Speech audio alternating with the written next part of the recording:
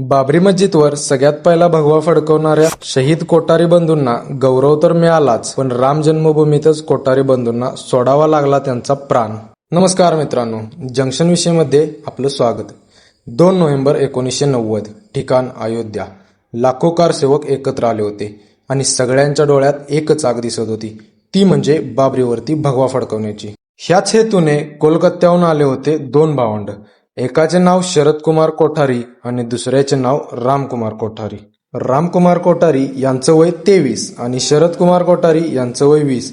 हे दोघेही बजरंग दलचे कार्यकर्ते, त्यामुळे चळवळ त्यांच्या रक्तातच. त्या दिवशी 30,000 पोलिसांना ढकलून कारसेवक बाबरी मस्जिदमध्ये घुसले. त्या लाखो कारसेवकांमध्ये सगळ्यात पहिला बाबरी मस्जिदवर चढून भगवा फडकवला तो याच कोठारी बंधूंनी. जमावावरून ताबा सुटताच पोलिसांनी अश्रुधुराच्या नळ्या फोडायला सुरुवात केली. पोलिसांच्या गैरवर्तणुकीमुळे वातावरण फारच चिघळलं. वातावरण चिघळलेलं बघून पोलिसांनी गोळीबारास सुरुवात केली. गोळीबार बघून कोठारी बंधू हे एका घरात गेले. त्यावेळी एका CRPFच्या अधिकाऱ्याने शरद कोठारी यांना पाहिले आणि त्यांना घरातून बाहेर खेचून त्यांच्या डोक्यात गोळी झाडली. लहान भावाला गोळी घातलेली बघताच रामकुमार कोठारी जवानांवर तुटून पडले.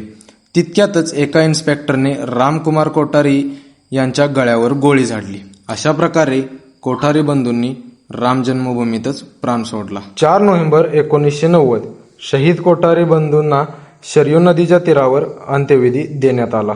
तर असे होते वीर कोठारी बंधू. या वीर कोठारी बंधूंसाठी एक लाईक आणि शेअर तर बनतोच. तर अशा या वीर कोठारी बंधूंना जंक्शन विषयीचा सलाम.